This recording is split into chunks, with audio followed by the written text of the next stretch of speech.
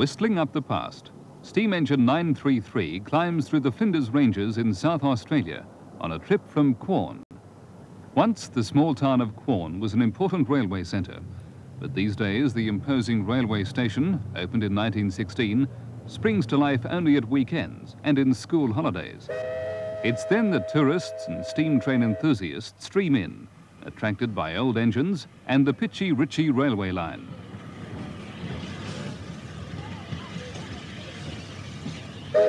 The visitors have been coming to Quorn since 1974 for a nostalgia trip by courtesy of the Pichi Richi Railway Preservation Society. The Society has achieved one of the most outstanding examples of railway line restoration in Australia. Members, working in their spare time, have restored 16 kilometres of track from Quorn and through the Pichi Richi Pass towards Port Augusta. The restoration is a memorial to great days long gone. Once, the narrow gauge line was part of both the east-west transcontinental link and the line to Alice Springs. A regular worker on the line is Roger Perling, who drives diesel locos for a living and drives steam for love. There's something about a steam locomotive that talks to you. It's a living thing. A diesel is just a big truck engine and just open the throttle and away you go. But this steam locomotive gives its work in relation to what the driver and the fireman can put into it. If they work as a good crew and a good team, the locomotive should perform well. It seems to me that it's a heck of a lot of hard work. Is that right? It is, but that's the fun of it, because we're not being paid. It's purely a hobby. On this occasion, the train was making the first passenger run on an extension to the line recently restored by the amateur track layers of the Preservation Society, an extension from Pichi Richi to Woolshed Flat. With an appropriate regard for history, the trip marked the 100th anniversary of the first passenger train on the line. After many decades of usefulness, the old line began languishing in the 1950s, when a change of route and gauge took Central Australian traffic away from it. The line officially closed in 1972, but within 2 years, the Pichi Richi Railway Preservation Gangers had a section restored, and soot, steam and cinders were once again providing the gritty glamour of old-style locomotion for thousands of cash customers.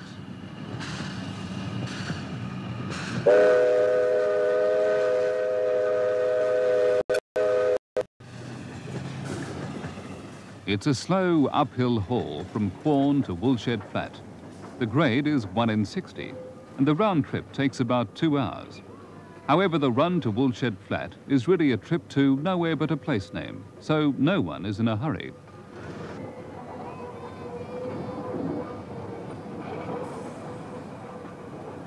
Although scores of volunteers do restoration work for the Pichi Richi Railway, the Society acknowledges valuable help from outside resources. Their workshops on the site of Quorn's once huge and busy locomotive depot were built with help from the old Rural Employment Development Scheme. Here, old locomotives and carriages are overhauled and restored. It costs tens of thousands of dollars to get an engine into first-class running order and painted up to look like new.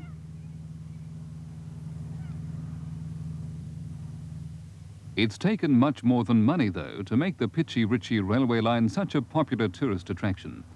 According to country storekeeper, postmaster and steam buff Jack Babbage, the work also required a lot of sweat and muscle.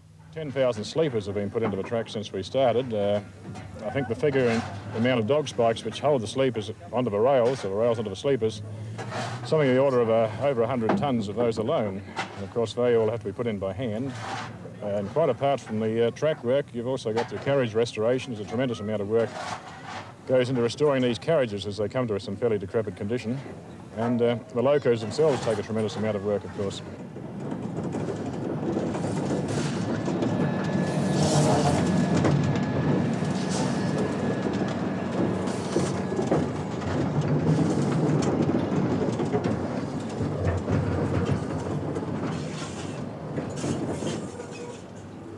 The Society has 600 members, many of them from interstate and even overseas. Naturally, they're people from a wide range of occupations. Some are working railwaymen who instruct the others. Each year, the members subscribe $10,000 in fees, and the society also receives a flow of private donations.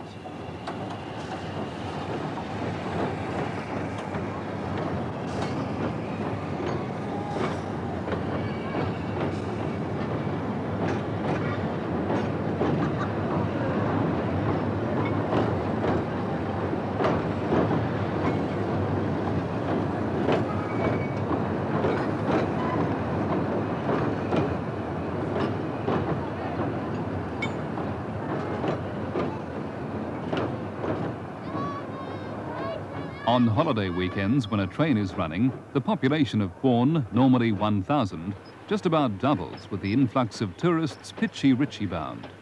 The line, small though it is, means much to Quorn. The town has long depended on trains, and there were many who thought it would become a ghost town when the line closed in 1972. Half the population moved out, but tourism, generated largely by the line, and farming, is keeping what's left of Quorn in business.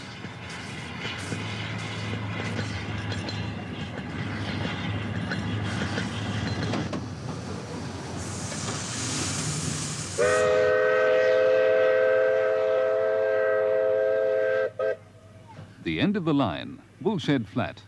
But already plans are underway to press on with track restoration. Beyond Woolshed Flat are another 17 kilometres, waiting for the restorer's dog spikes. This work would open the line to Stirling North, outside Port Augusta.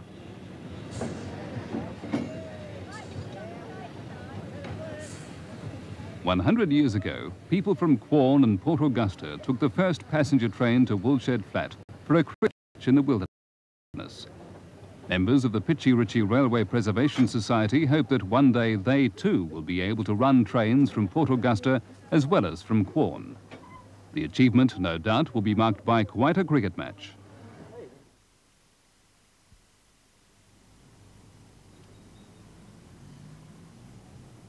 Queenstown, on Tasmania's west coast, has had its problems recently. 7 years ago, a dip in world copper prices almost sent the whole town to the wall. The federal government and the Tasmanian government came to the aid of Queenstown then with a financial subsidy to keep afloat the town's major employer, Mount Lyell Mines. However, more recent federal intervention, in the form of the decision to stop the Gordon Below Franklin Dam project, has not been so welcome. This month, though, Queenstown has been setting aside its problems to celebrate its centenary. For the occasion, the town made careful plans. Among them was a memorial to the pioneers who carved a life out of the thick rainforest last century. Queenstown's tribute, perhaps surprisingly in a very practical environment, is a work of art, and at the same time a means of rescuing for posterity one of the essential ingredients in its very survival. Bill Lane reports. 20 years ago, the Apt Railway was the lifeline of Tasmania's west coast. The mineral-rich mountainous west depended on the sturdy trains to rail out its concentrates and earn its livelihood.